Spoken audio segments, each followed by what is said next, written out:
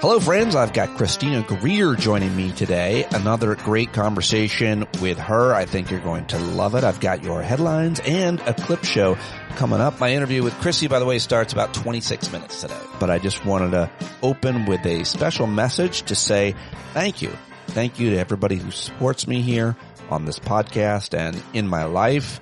I am finally moved back into my house, something that when I moved out, I didn't think was going to happen a little over 2 years ago. And I know I've mentioned it a few times, like it's some giant burden or transition. And for me in my life, I guess it was, but let's have some perspective, right? Come on now.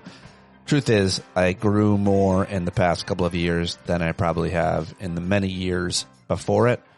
And I feel like I am through the barrel of the whole midlife crisis and kind of out the other side and hoping and ready to try to help while I'll still continue to have my own struggles. And I'll share many of them with you here and in other places and spaces. Living in that apartment is no longer one of them. Nope. Being home is great. I'm so happy to be here and be out of that place and back with all of my plants and trees and all of the other things I've built, some of which were miserable failures that I'm constantly reminded of. But that is, I suppose, a metaphor for life, right? You try to get better. And that's what I try to do every day. And I have been able to do it because of you. So many of you along the way, showing me the way, lighting the way, and I trying to do that for others as well. So thank you, thank you, thank you for your thoughtfulness, your support, your generosity, your kindness. It is such a great situation for me here now, and I'm looking forward to all of the opportunity that having this home will bring and sharing it with you and others in different ways. So there you go. That's the good news, and I just wanted to start the day and the podcast with that good news for me personally. And again, thank you, thank you, thank you. All right, let's get to the rest of the news, which is, well, mostly bad because that's what it is. It's an aberration. That's why they report it. They report the things that aren't right, that are bad, that are abnormal. Some of those things are beautiful and good and try to include those as well. But that's why it is news. So let's get to it. Time for the shit show. It's Pete's headlines and clip show.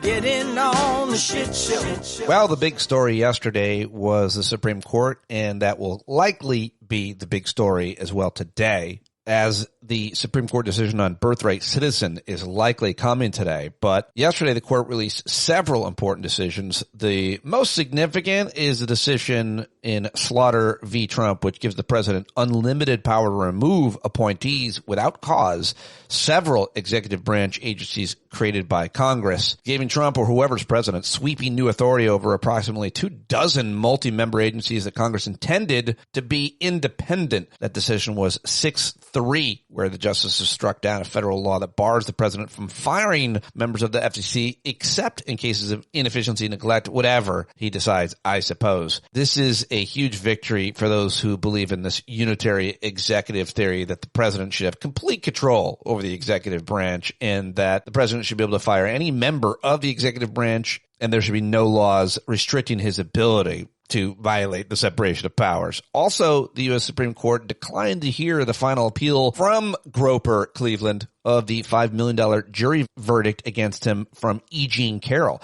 And they declined to hear Alan Dershowitz's appeal of his defamation case loss against CNN, which is hilarious bonus. Also, the court ruled in favor of Lisa Cook, a member of the Federal Reserve Board of Governors, whom Trump had attempted to fire by a vote of 5-4. The court held that she can continue to remain in her job while her challenge to his efforts to fire her moves forward. And I know I said that first one was probably the most consequential, but arguably you could say that the court upholding the law that allows mail-in ballots to be counted as long as they're postmarked by and received within 5 days of election day is probably even more consequential. The vote there 5-4, the justices rejected the argument that federal law requires mail-in ballots to be received by election day. So there you go. That's just a quick update. We'll get more into it with the clip show. Eric Siegel will join me to talk about all of this today around noon, and tomorrow I will post that along with our conversation about last week's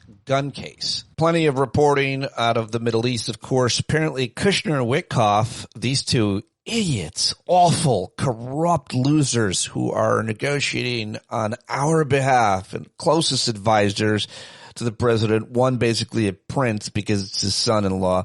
Well, they're expected to fly to Qatar after he announced, Gasolini, that is, announced that U.S. officials would hold a new round of negotiations with Iran tomorrow. Iran did not immediately confirm that it was sending representatives to the talks. So what the hell do we know? The 2-week-old, quote, ceasefire between two sides looks pretty fragile. And the U.S. and Iran trading attacks over the weekend, the flare-up violence, according to the New York Times, caused traffic through the Strait of Hormuz to significantly slow down and raised doubt that the waterway would soon return to its pre-war normal. Intelligence agencies are fighting over whether to create a master list of spies, apparently, and the president cut $1 billion mining deal with Kazakhstan, cutting his sons in, now standing to profit. More on that coming up. The official death toll from last week's earthquakes has risen over 1,700 people. It is a substantial undercount, according to the New York Times, but it is absolutely horrific.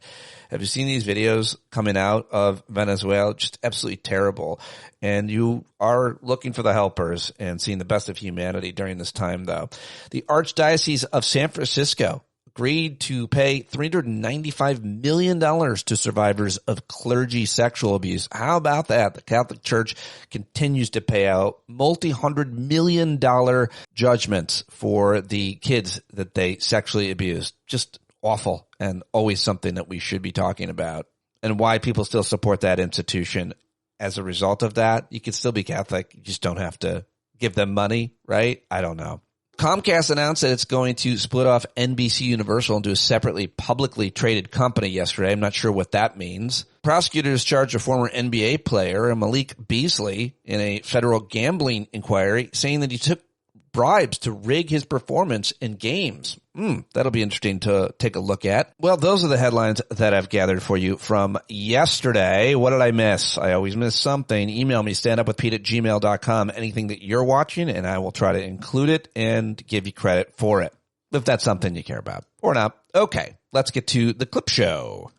Also, thank you to Michael and Marty and a couple of others who emailed me that the last few shows have had low volume issue, and that even when you crank it up, you weren't able to hear that much. I'm so sorry if you've experienced that. I think it had to do with the move, and I was mixing on a different computer. Hopefully I'll fix that by going back to the way I've been mixing the show for a long time. But if you have any issues with the show anytime, you can't download it, you can't find it, there's a major error in the edit, like a long pause, or it ends too early. All kinds of things can happen technically with the podcast, which is a miracle that I get it right so much of the time, but I certainly get it wrong plenty, and I love when you call me out and make fun of me for it. So thank you to all those who mentioned it. Hopefully today's volume levels are better. Now let's get to some explainers of some of these Supreme Court cases. One of my favorite content creators, followers, online analysts and experts, I guess maybe you could call her.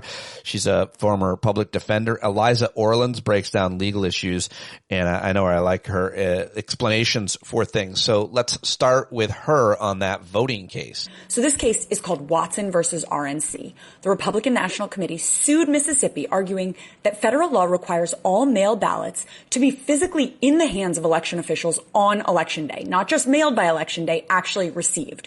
If they'd won, it would have wiped out the mail ballot deadlines in 14 states, California, New York, Oregon, Washington, and 10 more states where 44% of all eligible voters live. But they lost 5-4. And Justice Barrett wrote the majority opinion. Yup, Amy Coney Barrett. And here's what the court actually said in plain English. Federal law sets a specific Tuesday in November as the day of the election. The question was whether election means the day you vote or the day your ballot has to be received. The court said an election is the act of choosing. Your choice is made when you fill out that ballot and send it. The federal statute says nothing about when the ballots have to arrive. That's always been up to the states. Your existing state laws are unchanged.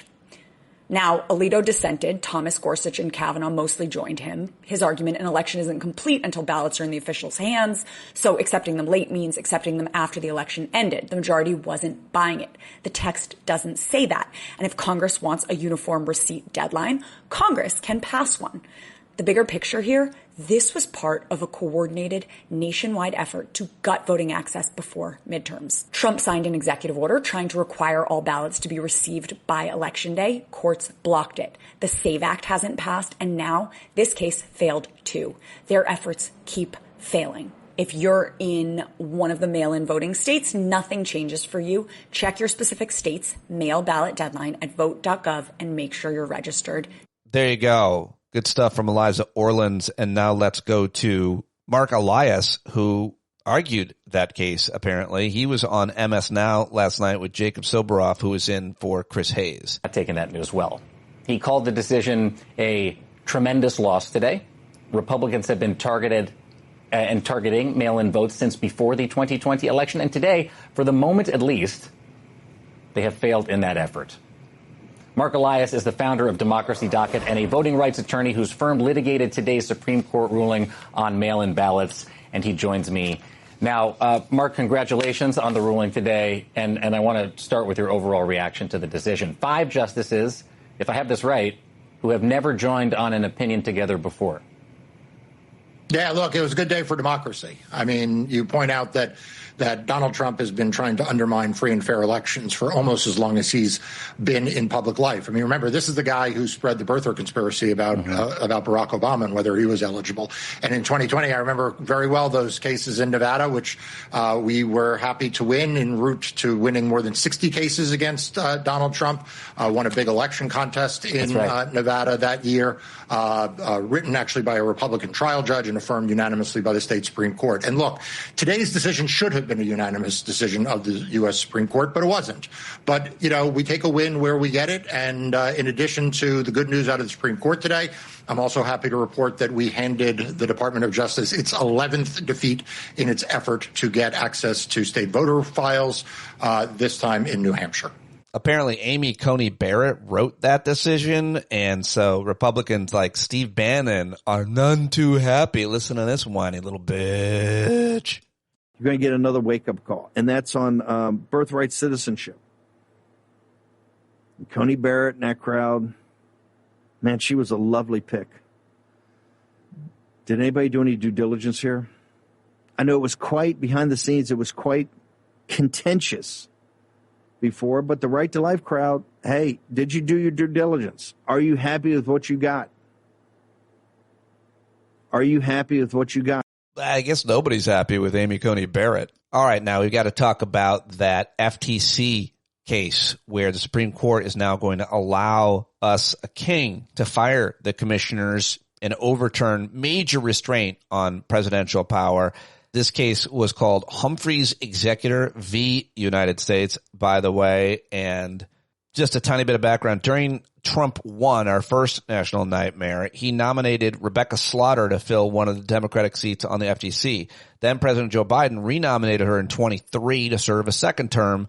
Well, last year, the White House notified Slaughter in a letter that she'd been removed from the Federal Trade Commission effective immediately. The letter did not cite any of the legal grounds that would allow Gasolini to fire her. Instead, he told Slaughter that allowing her to remain on the FTC would be inconsistent with my administration's priorities. So she goes to federal court to challenge her firing, and the judge in the U.S. District Court in D.C. ordered the administration to reinstate her. And a divided panel of the U.S. Court of Appeals for District of Columbia Circuit rejected the government's request to pause that ruling while it appealed, writing that only the Supreme Court could overturn its decision in Humphrey's Executor, which in their view was controlling in Slaughter's case. Well, the Trump administration went to the Supreme Court asking justices to freeze that order while litigation continued, and the Supreme Court effectively permitted Trump to fire Elizabeth Slaughter, and there you have it, the decision yesterday. And Elizabeth Slaughter was on MS Now yesterday to talk about this. You have been the first to say this is not about you. This is about the independence of the FTC. This is about an expansion of presidential authority. But I do have to ask,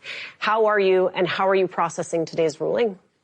Well, I am very sad for America, honestly, first and foremost. I'm very worried about a future where presidents like President Trump can wield this enormous grant of executive power that the Supreme Court just handed to him in order to reward his friends and punish his enemies, and do so with impunity. I think that is incredibly sad. And that's really what I am focused on. I'm also trying to read 100 pages of decision, and it's dense. So that's hard. That's what that Yale Law School degree is for. You are well prepped for this moment. What does it mean, Rebecca, if all of these agency officials now have the threat of a political firing following every move they make? Which agency are you most concerned about? Well, I think if you look at the collection of agencies that Congress set up to have these independent, multi-member, bipartisan boards and commission, they have a common thread, and they are agencies that are given really important responsibility to make sure our markets are working freely and fairly, and that the government is not just rewarding the rich and powerful at the expense of everyday Americans. And so what you get with a decision like this is exactly what we've been seeing, for example, at the FCC, where the chair of an agency will wield their power in order to punish speech and try to inhibit free speech, to control the media. It is what you are seeing at agencies across the board. And I think that is what's really concerning. What I'm worried about the most is the way the agencies that are going to use tools that were set up to be applied neutrally, without fear or favor, instead to create enormous fear by wielding incredible favors at the president's behest. Well, the woman with standing in the case, Elizabeth Slaughter, speaking out on MS Now, what this means for the country. We'll talk more about it with experts, but this is a very consequential one, it would seem. But hey, what if somebody else was the king? Would they change that? Would they try to overturn that? Would they pass legislation preventing the president from having so much control? We will see. All right. Also, the E. Jean Carroll case.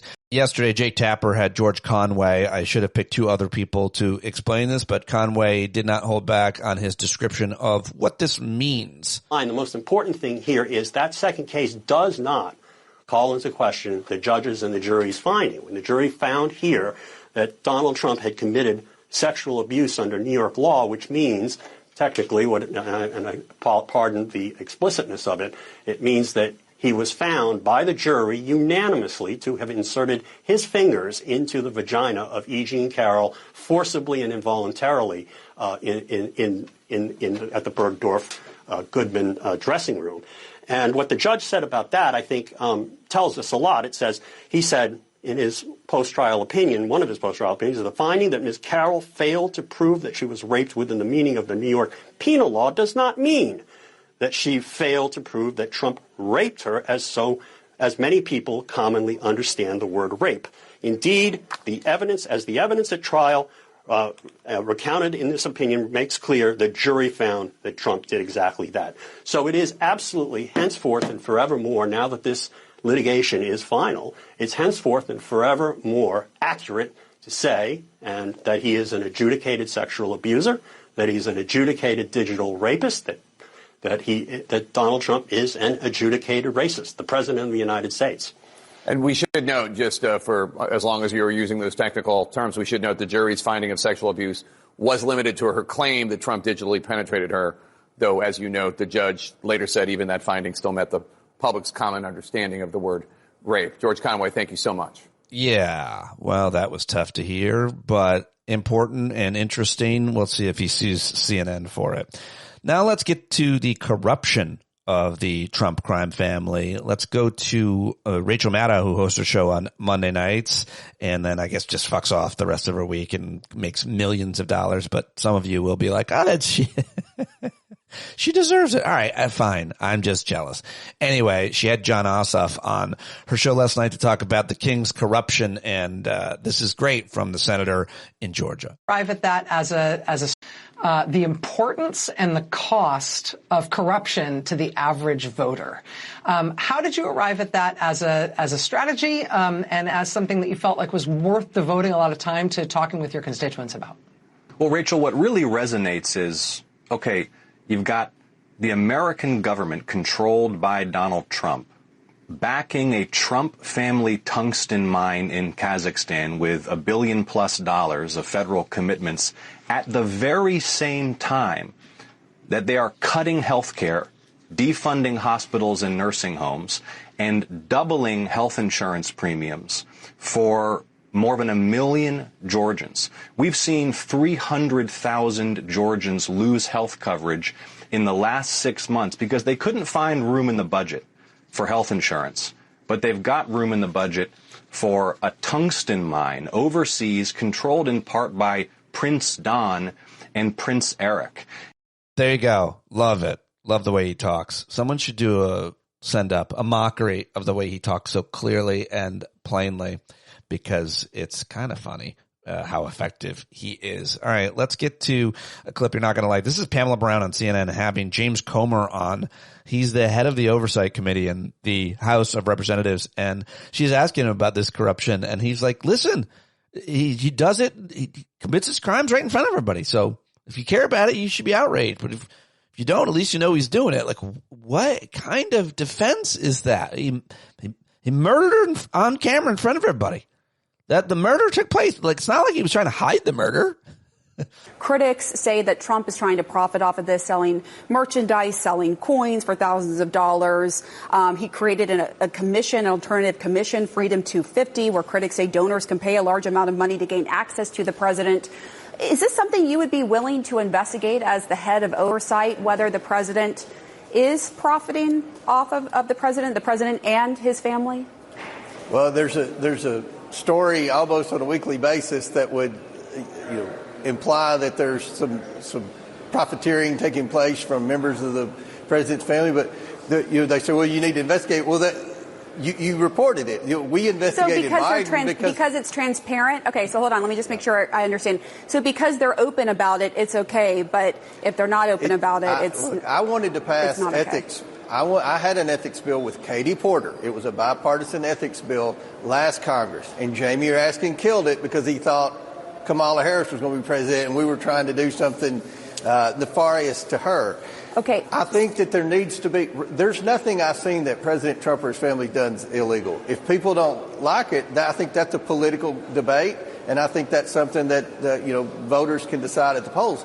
But I think the bottom line is you won't investigate, correct? Just to make sure. Well, everything, the deals that they're in. You may not like them. I've not seen any law that says anything's illegal. Now, do I like them? I think that answer is pretty clear. But you previously raised concerns about influence peddling in the past administration. So you previously raised those concerns. So I just wondered if you had the same concerns. We have to run, but I'll give you the final word here. Yeah, the concerns with Biden, because he said he wasn't taking money from China and these other countries. When we subpoenaed the bank records, they were. So Biden said he wasn't doing this stuff. Trump acknowledges that he is. Now, should some of this be illegal? I think that's. Should he release his tax returns? I think I've always said every president should release their tax returns.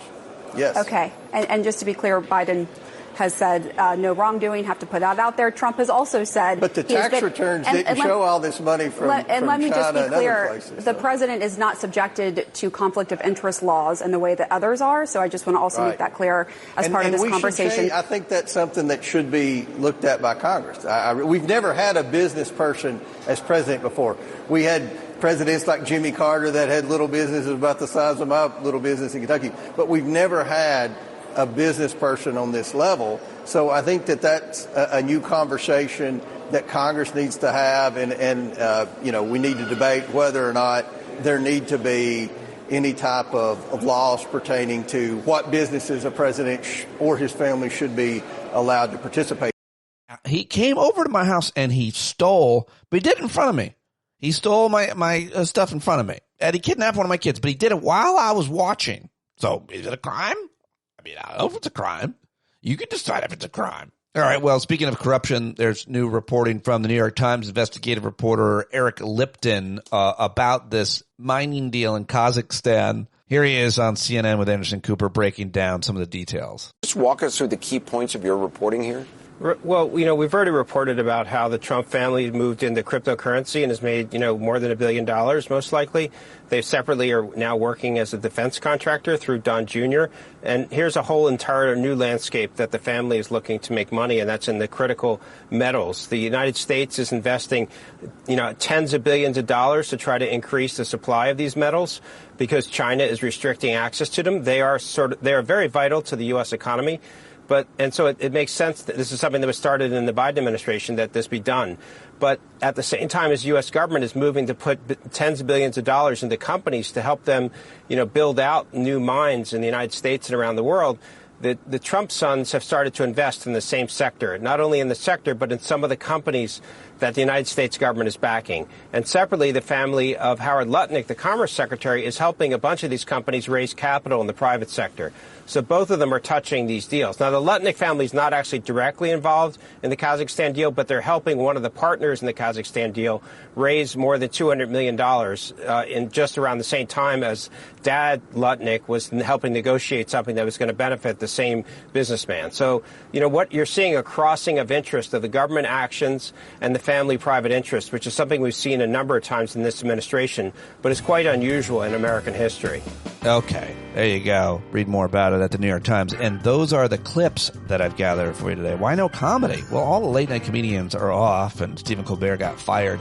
And I like to play relevant comedy about the news. I don't have to, but send me what you're saying. Short clips of comedians, funny people that work for an audio podcast. If that's not too hard, standupwithpete@gmail.com. But now it's time to get to my guest. It's time for Dr. Christina Greer, or as her friends call her, Chrissy Greer, and she's a friend of mine, a good friend of mine. She is a professor at Fordham University. She is an author. She's a podcast host. She's an analyst, and she knows a whole bunch about New York City and New York politics, race, gender, and where all of them intersect. One of the smartest people I know, one of the most thoughtful people I know, and I always love talking to her. You should follow her on all the places and things, Instagram, Threads, and Blue Sky, and the rest. Listen to her podcast, learn more about her in the show notes. Let's do it right now with Dr. Christina Greer, who sat down with me on Friday morning. We're on the air with Dr. Christina Greer of Fordham University, the prominent New York intellectual writer. What other titles? Birder, naturalist, hater of children. I don't hate children. I just don't think that they're as cool as people think they are. You said that as a woman who has no children, you said you think that the squeeze... The juice is not worth the squeeze. The juice is not worth the squeeze. You're talking about becoming a parent with that petty phrase. No, I'm saying I am child-free by choice. Yeah. I have made a deliberate choice on how I want to plan my life, and I want to plan my life without children. Yes. And so there's a lot of pressure that women have growing up, especially if you're of a certain class, to have children. And that's a whole complicated question. Is there more pressure on women of a lower income or class? I would say that, like, to have bougie children. Black people, it is a pressure to, like, have kids and, like, W.E.B. Du Bois style, like, replicate the race.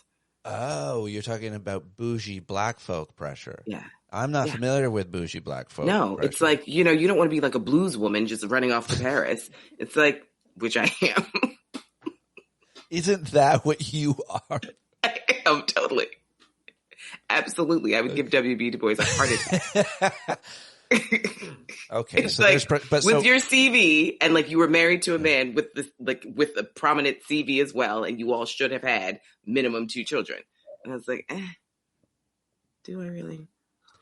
You also... I just got back from Dublin. I don't have time for this. Have like, a very unpopular take that you shared with me before I hit record, and you said you'd be more than willing to upset people here live.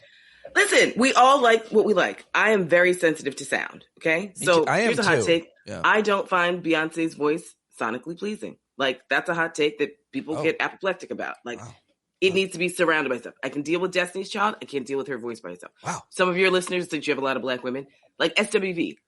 I love SWV. I can't take Coco by herself. Right? That's the same way it's like, I can't take Beyonce by herself. I need her surrounded. My other hot take was, the sound of children laughing and screaming in the morning does not make me happy. Like, it is too early. I got birds. I got screaming kids playing tag. I don't want to hear it. Everyone thinks that their kids are the most interesting, dynamic things. I think my nieces are the most amazing people on the planet. So I get it. There's like a selection bias. But that doesn't mean that I find your kid cute. And I don't want to hear your kid at 7 a.m. screaming and laughing. I mean, some kids, I as a parent, I'm probably exposed to more kids. It certainly was when mine were kids. And I openly would say, at least to myself, so I guess it's not openly at all, that that's an ugly kid. Well, here's the thing. I had a guy who was so worried that I would let my daughter go walk the dog alone because she was going to be, quote, snatched. He was always, and I was like, I'm not raising, I want my daughter to be independent and confident. I think walking the dog is all right. And really you're projecting because you're worried about your kid. And I'm here to tell you, if someone does come snatching a kid, it won't be yours because he's ugly. Exactly. Nobody wants this kid. Well, I will say this. I've gone to tons of children's birthday parties because I'm like rich auntie, it's like I'm gainfully employed and I don't have kids. So like I've got disposable income. So I get invited to lots of birthday parties, which for the kid, I love the kid. That's why I'm going to the birthday party. But to be around like 16 other germ-filled screaming children, I'm like, this might be the 7th layer of hell. Like, and making small talk with adults where I'm like, I don't want to spend time with you. Well, that's Saturday. A whole nother conversation. Why am I talking to this boring ass person? Yep. It's Saturday morning, like, or afternoon or whatever. I'm at, the equivalent of a Chuck E. Cheese. And I'm just like, these kids are more interesting than the parents and they're annoying. So that's a whole nother reason to not have kids. You don't realize that when you become a parent, you don't realize that your main access to other adults outside of work will be your And it's so gendered too. It's always friends. Like the sad dads over there and like the chatty moms over there. And I'm just like, so it's like a Sadie Hawkins dance. I'm like, oh, so the boys are over there, the girls over here. I was like, why is no one like talking? And then I'm the one who's like talking to the dads. And of course, women are like, why are you talking to the dads? I'm like, because you're boring. I don't want to talk about your kid. Like, let's talk about some ideas. So granted, this is a wide brush, but this is why I was like, these children's birthday parties, I'm just going to send a gift. Wow, you're painting with a brush that has a lot of truth paint in it. And by the way, when I was hanging out with the dads at the soccer game or the dance function, they weren't sad yet. Our kids were young and they still had like happiness in their lives and marriages. But still, I gravitated towards the women because all those dads, all they could talk about, that small talk, was like one issue, and it was sports. And God forbid they bring up politics because they were all fucking MAGA. So I would gravitate more towards talking to the moms because they would be more likely to talk about their kids. I like talking about my kids. Yeah. That's another annoying thing, but I love talking about my kids. Well, here's the thing. This is also what I've noticed. Because I have chosen not to have kids, there's some men professionally who don't know how to have a conversation with me because the small talk is like, oh, so how are the kids? I'm like, I've chosen not to have kids. And then it's like, these are my only talking points. And so before I used to like make people feel comfortable and I'd talk about my nieces because I love my nieces. But no longer. But then I was like, need to accommodate that. Yeah. Yeah. And I was like, I don't need to like make you feel better about you not having the capacity to have an intellectual conversation with me besides children. That surprises me that someone like professionally, in the circles that you ride in and travel. Have you met men? Like men just don't get it. But I've also met you and you have so many different things about you. And so that's the thing. So it's like, so now we need to push ourselves. Cause like, if you want to talk about sports, I can go toe to toe. You want to talk about nature? You want to talk about architecture? You want to talk about travel? You want to talk about ideas? We can do that. And it might be from my angle, but like we're going to do that. You didn't even get to five things that I've loved to talk to you about. I mean, there's so many things. So why would it be weird for a man to be able to like, especially the opener is so like, how old are your kids? I'm like, well, these ovaries are shriveled up from this birthday party because I'm just like tortured by looking at the boredom that is here. I would love for another conversation. I want to talk about your first. But hey, listen. I'm not saying I'm anti-kid. For people who've chosen to have kids, I don't want your listeners all like, she hates children. And hates women who have kids. Women who have kids, it's like, hey, you're doing the thing that makes you happy. Brava. I'm doing the thing that makes me happy, which is the opposite of the thing that makes you happy. Which is traveling. And drinking champagne whenever I want. Constantly. Every time I text you, you're like, hey man, sorry, I'm in this country. Because you know what? To leave this country helps me understand myself. and it helps me understand this country. Well, go ahead. That's my next question. Where has that happened recently? You were just in Ireland. How did going to Dublin. Ireland help you understand yourself and this country? What did you learn there? Did you talk to the peoples? Yeah, always. So you have interesting conversations with cabbies and people at bars and restaurants or whatever. But like Mark Twain would always leave the U.S. when he needed to write about the U.S., right? You need to have some distance. It's like Khalil Gibran says, sometimes the mountain is clearer to the climber when the climber leaves the mountain. If you're always on the mountain, you can't see the shape of the mountain. Sometimes you have to walk away from it. Then you can actually see the outline of it and get some perspective. So for me, I've been to Belfast, which is Northern Ireland, which is not the same political history. And I loved Belfast. My spirit felt like I had returned home. But I was like, but that's not the Ireland. When people talk about Ireland, it's a very different Ireland. And I always wanted to go to Dublin. My youngest niece and I love nature.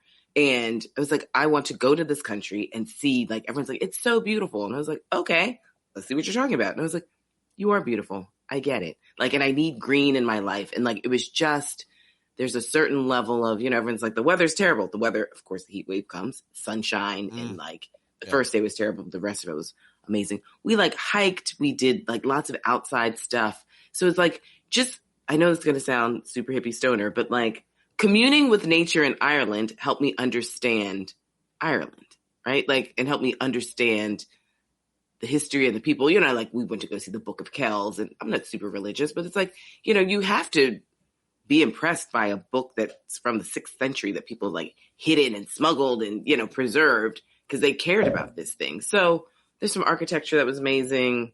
Obviously the diaspora is growing and the types of immigrants who were there. It's fascinating. It's not a bunch of redheads at all. It is super diverse. Did you see a melanin? Fantastic. Of course, I always see black people. Black people are everywhere. But they have obviously African migration, but I had some of the best Turkish food of my life, and I had fantastic Korean food. And we found this Korean cookie store, a tiny little cookie shop. And that was our thing. But we went to see river dance. We did, I'm with a 14-year-old. So it's hey, this is your vacation. You tell me what we're doing. I'm here to just be your plus one and let's roll. So, I just, I read the news. I can't be in it all the time, which is great. So I have a distance, but I still sort of keep up with it because I landed on Tuesday, walked into my house at 8:30 and was on air at 10 talking about the elections. And so obviously I still have to pay attention, but it's nice to have a distance. God, I want to be your niece. Sorry, is my mic on? So I want to ask you. You're going to say something else. And I was like, Peter. I would never be inappropriate in any way, but I still do want to ask you one thing about when people say that the food in England or the food in Ireland or the food in Germany or some of these other countries, people often ridicule and criticize their ethnic cuisine. But what I feel like people are missing out on is the fact that it's no longer British food in London. It's no longer Irish food in Dublin. It is as a result of these terrible immigrants. The food has gotten so good that, in fact, you're going to be able to get Turkish food or Lebanese food that is as good as Turkey and Lebanon pretty much because they're using those ingredients and cooking it the old way. And so the food in London, in Berlin, in Belfast is actually much better because new people have come in and they brought their food. Is that – Absolutely. So first of all, Berlin has some of the best Turkish food, right? Because of their conflicts and their struggles. England now, when I was in England junior year abroad, 98 to 99, that whole year, it was fish and chips and, wrapped in a newspaper and very little cuisine. Now, and, I spend my summers in London by and large, because the diaspora is coming home, some of the best Indian food you can find is going to be in England. The restaurants, top tier. And we're talking street food all the way up to top tier, Michelin vibes restaurants. There's a outdoor kind of food market outside of Fordham's campus. Fordham's campus, it's a building, but right outside if you cross the street. So every day when I would get out of class, I'd walk across the street and you find the stall that you kind of like the most. And it was these Lebanese guys and they would see me coming and I was just and they'd make my chicken over rice and, little banter and just all the things. I want a small. It's like, no, you want a large, blah, blah, blah. Or like if I got a large, it's like, no, get a small so you can come back and see us. Like, just love it. So like the types of food, obviously there's really good Caribbean food now in England. So in Dublin, we tried different things. I mean, I will say it's called Cookie Boy. This Korean cookie shop, and literally it's a tiny coffee shop, and they have like 6 cookies a day, like 6 different flavors. It was, and I'm not a sweets person at all. It was some of the best cookies I've ever had in my entire cookie shop. life. But the point I'm making is that even someone who is anti-immigrant, someone who is racist, someone who is blank supremacist, that they really prefer their own people, can appreciate this benefit of a pluralistic society, that the food will be better. And, my daughter's boyfriend, who's French, went to school in England, and they were here visiting. They were leaving for Europe for a year, long story. And I took them to this great Mexican restaurant, and he was like, enjoy it now because you're not going to get Mexican food as good anywhere in Europe. And I'm like, but you will, because of the point I'm making. They're everywhere. Whatever, Turkish, Indian, whatever, and they're bringing their recipes, and they're making money because it's authentic. Like, this is one of the main benefits that we can come up together around and break bread over the fact that the bread, it's better when someone else makes it. Right. Well, I will also say, as a proud trustee of the Tenement Museum, so many of our conversations start about food, and how we have shared histories. Like, there are certain Black Americans who are rice people. We are rice people. And then there's certain Black Americans who are potato people. And so it's like, you have potatoes with every meal. And then some Black people, it's like, you have rice. Like, that's your starch. And so I met a woman years and years ago when I was working on Black ethnics. And I was giving a talk in California. And she was not Black. And so, talking about ethnicity and all this other stuff. And so she was like, so are you a rice person or a potato person? And like, everyone who understood that knew exactly what you're saying. And some people were like, what the hell kind of question is that? And I was like, oh, we're rice people.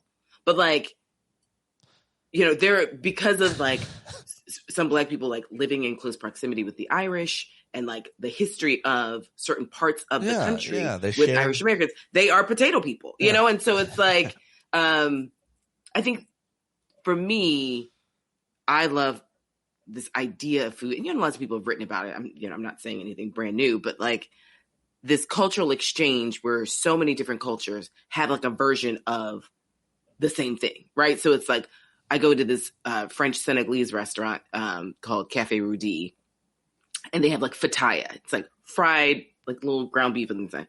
It's like, oh, is it empanada? It's like, yeah, it's a like, different. It's a beef patty. It's like, it's basically it's called one thing, but like it's made differently in different places. It's like people parallel thinking. Is it though? They all can. It's a different shape. It is an empanada. It's still meat wrapped in dough. I don't know what it is. Different shaped. Is it a ravioli? Is it a pierogi? Right. I want to date a Black woman, and then she's, get serious, and she's going to bring me to meet her family, and I'm going to be like, listen, I want to know ahead of time, are you rice people or potato people? She's like, man, if you don't stop asking me questions. I just want to know because I can do both, but I want to. Well, I'm sure you have lots of listeners who will help you with that endeavor. So let me get to 7 other questions that I've got planned for you today, and much of them are. I have therapy at 10, so we got a boogie. Well, I'm going to take you for about 15 more minutes. Okay. God, I would love to be in your therapy session. Is my mic on still? My first question. Listen, sometimes I'm like, hey, Deb, I need you to keep up. Let's go. And so she's like, hold on. I'm like, let's go, Deb. Here are all the things that are going on. You come in with a list, an agenda. I mean, sometimes I got to come in hot because I'm like, it's been a while, like. Do you ever go to therapy and be like, I don't know, I don't have anything today? Sometimes, and those are, I mean, for your listeners who go to therapy, those are the days where it's like, we're about to get into some stuff. Yeah, because it's like the days that like I'm like, hey, here are all the things that are going on, your work, family, whatever. It's like I call those current events days, right? It's like we're trying to catch up on current events and like sort of situate where I am. I mean, like, let's be clear. I had an older therapist many years ago. She was like, we're trying to make your fantastic life better. Like, who cares? Right? She was about to retire. Dr. Shirley, I loved her. She passed away. But she was like, girl, I just can't get it up for you today. She was like, your life is fine. Like, you're just trying to make it better. Great. But she was like, there are people out here with real problems. So like, that's I would almost make that assumption about you, but that would be so inappropriate to make. But I love that. I love that. Yeah, it's wonderful. People should aspire. People do aspire to be like you, I think, to be you, I think. Well, I try and like keep it all together. You know, I know I am very self-aware. So it's like, I know I am. Yeah. But like with my therapist now, when, you know, as you say, like when there's nothing on the docket, which is very rare, but like there are times where I'm like, I don't really have anything to say. So then it's like, so then we sort of get into, you know, like, well, like, why are you so busy? Like, you know, do you find, you know, is your self-worth tied to your work? You know, like things like that, where it's just like, yeah, I do want to actually step back and ask myself, because it's like my work, honestly, I care about, you know, Black people and the future of this country. But it's like, it's the thing that I do in between being with friends and family. Like that is the North Star. Well, so like, wouldn't that be interesting if that was most people's work, including those who love their work, that is the activity, that is the thing they do in between living. Yeah. This is like, and here's the thing. Like, you should write that book. You should write that book right there. This is the book, How to Live in Between. Like working. You work in between living. Yeah, we're just so conditioned in this country, especially. That's why it's that's. And then when people lose their jobs, they lose a sense of self. Oh, really? Right? So like, I adore you. But I mean, I feel like I'm a gardener. Like as an educator, and your listeners who are educators. Yeah, educators we're just farmers basically, and so all we do is throw out seeds all day. All day, it's just ideas. I thought you indoctrinated. What'd you say? I thought you were indoctrinated. No, you're saying you just throw out seeds. The right would like you to think that, but it's like you throw out ideas to these kids. For me, they're kids, and in the course of 3.5 months, some of the sprouts grow, and like some of them grow big, and it's like, oh wow, like they got it. And then some of them, it's like, oh, you see a little bit of a sprout. It's like, okay, and then some of it is just like, I used to think it didn't stick. And that's not true. It's like there are students who have come back 5 years, 10 years later. It's like that thing that you were saying, I just now got it. Right. And if you've had a garden before, like, you know, I know. I have one now. I've got a pot garden now. Not marijuana, a bunch of pots, like 7 so it's like, don't get me in trouble. But like, you know, the beauty of having a garden is you can plant something, and like this season, nothing happens. Yeah. Nothing happens next season. Oh. And then all of a sudden, 3 years later, it's like, where'd this lettuce come from? It's like, oh my God, I planted this lettuce. That's a perfect. Totally forgot about it. It never came up. Or like these flowers, they just come out of nowhere. And it's just like, oh, I did plant them. And I thought that the seeds just didn't take. It's like, no. They just took longer than the other ones. And that's fine. And so that's the way I view sort of being an educator. It's just like something will stick. And it might not flourish in the time frame that I see it, but it'll flourish at some point. Yes, don't necessarily have to have a time frame. We shouldn't maybe put that on ourselves. You know, well, what is time? Even though I'm a stickler for students being on time, but like also though in the grand scheme, it's like COVID helped us realize it's like, what is time? Well, it's funny you should put it that way, because I recently heard this phrase that you probably heard years ago, and it was probably time affluence. And the idea that if you have control over your time, or the more control you have over your time, the more wealthy you are in life. Mm-hmm. And I have found that to be so true of my life, certainly since I started working from home and not having to commute, working for myself, and the addition with my daughters being all grown up and having almost no responsibilities, if any, to them. I'm in so much control of my time, and it allows me to pursue so many other passions or more, whatever I want, and that's time affluence. And if you can get there. Yeah. Well, there's a certain level of freedom. I mean, as an academic, like I don't clock in or clock out. The only time I'm clocking in is like for class and meetings, you know, and I'm trying to teach my students like to be on time is to be respectful of you're showing that you respect yourself and like your time. But like, I think that, so I don't wear a watch. I have a phone, but like I don't wear a watch. Okay, again, I know I sound like a stoner. I promise you, these are I like whatever. It's resonating with me. But like, I don't wear a watch because I like to understand like the natural rhythm of like the day. So like if someone... You're like Jack Reacher. I don't know who that is. That's exactly who you are. Go ahead. So like someone asked me yesterday, they were like, oh, is it 1:30? No, they were like, it's probably like what, 1:50, 2 o'clock? Yeah. And I was like, it feels more like 1:30 to me. And like, I was right. Right. So it's just like, there are ways that it's like, I always have like a rhythm of like what time it is. Yeah. And I'll check in every now and again. And like, I sort of set alarms throughout the day to just kind of like keep me on task. But it's like, no, I like to sort of know what 15 minutes can feel like or what 30 minutes can feel like. But then it's like, if I'm with someone and being present, it's like, I don't actually need to know what time it is. Right. Right. Like if we're going to the Botanic Garden and just like taking a stroll, I have my phone because I'm taking pictures, but it's like, I've trained myself to not look at the clock of my phone because it's like, no, this is just a picture. This is a camera. This isn't, who cares what time it is? We're here. We're together. I feel, having gotten to know you and had many meetings and conversations like this with you, I also feel as your friend, Chrissy knows what time it is. She's going to leave. She knows. That part. And you'll know soon.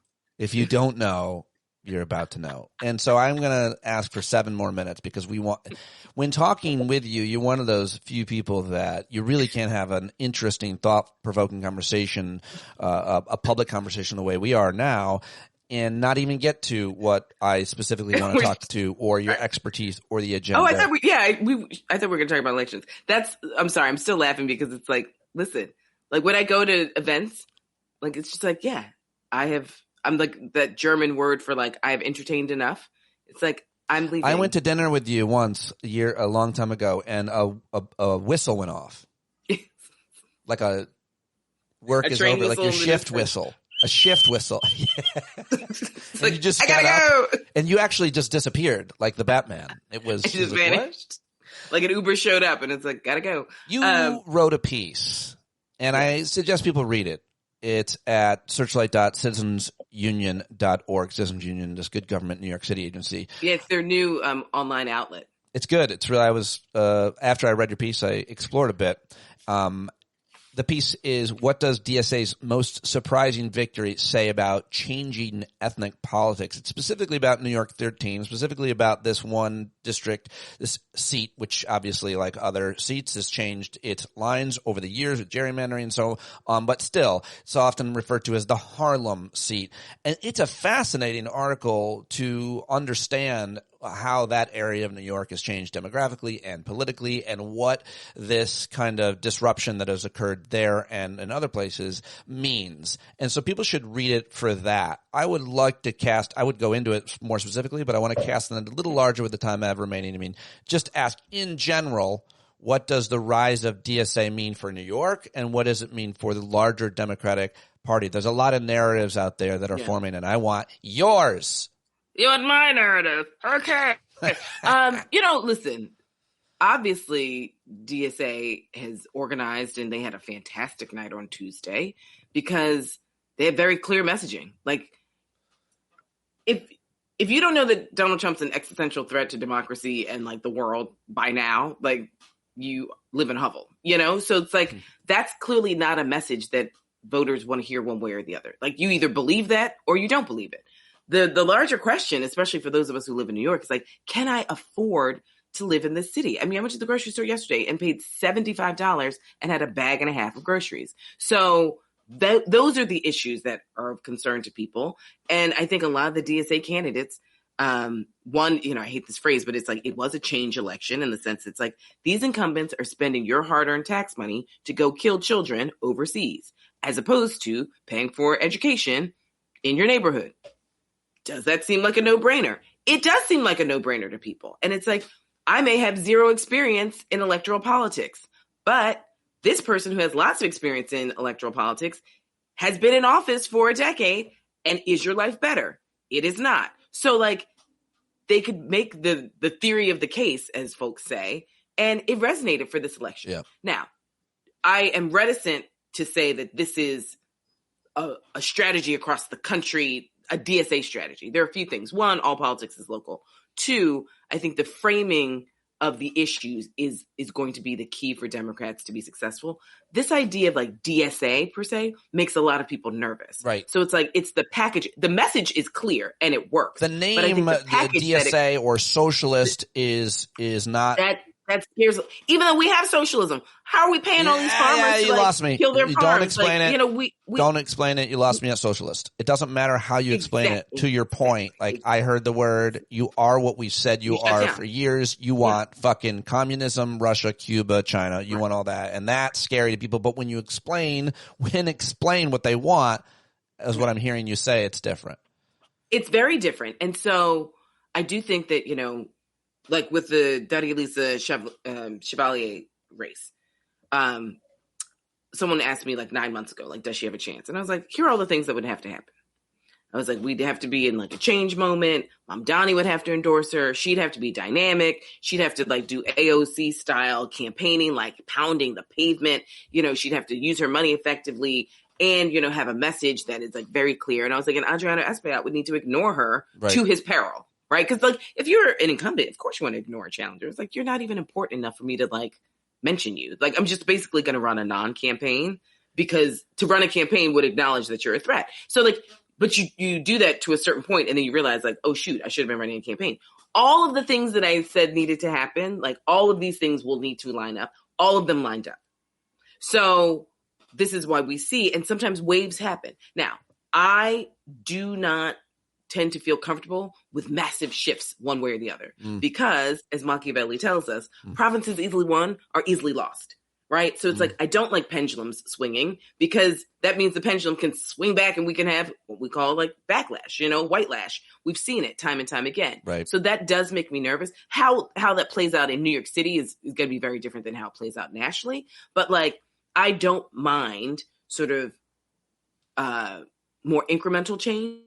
But I think what the DSA members would counter that statement by saying it's like, but it has been incremental change. We actually have been chipping away at these neighborhoods bit by bit. Now, they're gentrifying neighborhoods. Like when you look at the data, you know, it's wealthier, whiter folks who have moved into these neighborhoods. The turnout is abysmal. We know that New York City primary turnout for any election is embarrassingly low. I mean, I think we had like 15% of the voting eligible population. Yeah, I noticed that. 15. Yeah. You know, so it's like, because but here's the thing. A lot of people are like, well, why am I going to turn out? Like Pete always wins. So like, I'm not wasting my time. Right. And so nothing ever changes. So why show up? But when you have a race where it's like, oh, wow, like, you know, whether it's an open seat like we saw with Jerry Nadler leaving, or an open seat where we saw with Nydia Velázquez leaving, or, you know, Brad Lander had the seat that he ran and won, running against Dan Goldman. Dan Goldman had only been in the seat, you know, it's like his second term. But so the bigger shock is Daddy-Lisa Chevalier beating Espaillat, who'd been in the seat 5 terms, that's 10 years, and he was head of the Latino caucus. So like he's in leadership. Right. So this is where Hakeem Jeffries should be nervous because do you remember Eric Cantor? Oh yeah, I covered him. Yeah. So Eric Cantor, Young Guns. He was like a rising star. He was in the leadership in DC. He represented Northern Virginia. Like he was I think number 4 ranking but he Democrat. Was very extreme, but not extreme enough for the Tea Party wave of 2010, the midterm elections after. I'm thinking about his primary. Peter. Oh. His primary, he was so busy doing all the Democratic stuff in DC, he was ignoring the folks in his district, and some professor beat him with like $100,000. Yeah. And this is Joe Crowley, leadership in DC. Yep, AOC comes out of nowhere. It takes him. So it's like, Hakeem, you need to understand don't be so comfortable because of your position and power and how long you've been there. That's DC power, honey. You don't get DC power if you don't have Brooklyn power. Ooh, that's my clip. So what do you explain the rise of someone like Graham Plattner, who aligns with a lot of these values, but he's in a state running for senator where a lot of popularity with all these similar policies? Because we've been talking about New York and we've been talking about black and brown folks, but people argue that it won't work in this district or this state. Well, tell that to Graham Plattner. Well, and also he's not saying it's socialism. He's saying, Maine, we're struggling. Like, we're lobster farmers, and like, these are the things that need to happen. So this is where I'm saying the framing is really important. You have to like meet your electorate where they are. But he's embodying almost all of the same values of DSA. He's basically DSA without using the word. Without using the word DSA. Yeah. So it's like, so as a strategy, when people are like, well, can this work across the country? It's like, not if you call it DSA. I don't think so. But like, if you say, I have not been in politics my whole career, right? There is an entitlement that a lot of these elected officials have that's like, well, I've been here for 20 years. I had these roles. And I do think it's important for people to have institutional memory and like work their way up. Like, I do think that there's something to be said about that. But like, we're in an insurgent mode. I mean, this is why, you know, we can see the through line from like a Bernie to a Trump to a Mamdani. Like, people like this kind of outsider, even though Bernie Sanders stopped running for the Democratic Party line when you're not even a Democrat. Like, I don't think that you should be able to run for the Democratic Party line if you're not a registered Democrat. Well, who gets to decide who's a Democrat? Don't Democratic primary voters decide if you're he is not registered as a Democrat. He's registered as an independent. But he still runs as a Democrat. So like, that annoys me. Just like, that's just a minor point where I'm like, ugh. You know, it's like, stop trying to be the Democratic nominee if you're not even a Democrat. Like, either get in or get out. Don't you think like running in and out of the house? His main problem always, I thought, and I used to interview him all the time, was just how quirky and weird and Brooklyn Jewish grandfather he was. It wasn't that he was wrong on the issues or was ever influenced by special interests. It was, he's this old man and he talks like this and it's weird and he's from Vermont and. Well, because when Mamdani or AOC do it, they're fucking beautiful on the surface. They're attractive physically people, and they're saying all the same shit. But when they say it, they're so much more charismatic and likable than when he says it. Sure. I also, you know, I'm not a fan of Bernie at all because I don't trust anybody who only has class analysis and refuses to recognize racial analysis. I don't. You said that over the years, and I haven't even really, certainly don't question it because you say it, but I haven't looked at his racial analysis. He doesn't have any. You don't have to look. No. It's fine. Right. You're done. You're done for the day. Okay. Like, I mean, here's an example. Yep. When he's running for the presidency, James Clyburn, however you feel about him, but it's like, you got to come through South Carolina. South Carolina is the first primary state that actually has colored people in it, right? Iowa, New Hampshire don't count. So it's like, I mean, they count, but you know, like, this is the first state where it's like, this looks a little bit more like America, y'all. So Clyburn has this big fish fry where all the candidates go and you kiss the ring. He's the one Democrat in the entire House in the state of South Carolina. So of course, it's like the main primary state that you have to go through. Yeah, but Bernie Sanders doesn't even bother going. About him, can he hand it down to another black person now or no? This 85-year-old. I don't understand why people don't want to spend time with their grandkids. As much as I can't stand kids. I'm like, don't you want to spend time with... And now we see why everybody's in Congress. They're like Chrissy. They're like, secretly, I don't want to spend time with You made the case just earlier. As a matter of fact, they hate the sound Chrissy's point is proven. Nobody wants to spend time with kids. Laughing. That's why they stay in Congress. I think it's... I don't think it's that. I think that they love power. They love the purpose that it brings them and all of that. But it's time, I think... He's very powerful. James Clyburn. But the thing is, it's like... You know, this is where we saw in Harlem, no succession plan, right? So in the piece that I Charlie wrote Rangel, Adam Clayton to Charlie Rangel to 72 years of two men running Harlem. It's crazy. And no succession plan lined up. And then Espaillat comes in and he's like, Black Power, beat it. Like, I don't care. He has not talked to a single black person. Really? Is it that disconnected? And the neighborhood has changed. He was very clear that when he won that seat and he beat out a lot of black people who had like been mentees of Charlie Rangel, he was like, your time is over. It's a Dominican seat. Is it a Dominican neighborhood now? Is that why? Well, it's been redrawn. So there's Spanish Harlem, there's Harlem, there's Inwood, Washington Heights, and the South Bronx. It's a lot more Dominican and a lot more Latino, period. But it's also a lot more gentrified because it's also part of the Columbia expansion. So it's like young whites who, like, by and large weren't paying attention until now, right? And it's like, he's in the seat. If you look at the last few elections, he's basically run unopposed. I mean, he's just cruising into victory. Well, does he take revenge? Does he take his revenge, or does he work with her now? I don't see what working with her looks like because he's not known to play well in the sandbox with others. So, will black folks work with her? Is there a young black guard in? There's not a young black guard. There's one trying to be with Jordan Wright, whose father is Keith Wright, who was that's right. You read about that. Assembly member for many years, and ran against. Do you know him, Jordan? And I know Keith better. Jordan's new. Interesting to talk to them. Or yeah, read about Keith Wright is, and he's head of the Manhattan Democratic Party. He used to be head of the New York State Democratic Party. And Keith Wright's father was a judge, Bruce Wright, known as Turn 'em Loose Bruce. And he was ahead of his time as a judge because he did not believe that if you had a substance abuse problem that you should just be locked away and go to prison. He actually believed in programs to help get you off of drugs and get jobs and, you know, sort of integrate yourself back into the community. And everyone's like, he's crazy. He's just letting these drug addicts back into the community. It's like, no, if someone has a substance abuse problem, putting them in a cell is actually not going to help them with their substance abuse problem and all the things that go along with. I hate and think it's funny that they called him Turn 'em Loose Bruce. Turn 'em Loose Bruce. I hate it.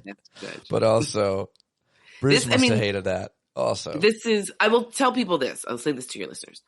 All of these wins in all these races and all these districts, they have long histories to them. Yeah. And so, like, the problem with some of the analysis is that people don't understand, like, the history behind it. Right. That's why this article and talking to you was so good. Yeah. Yeah. And so, like, my final point I'll say is this. Like, even though Mamdani had great wins on Tuesday, there could be backlash for him as far as losses.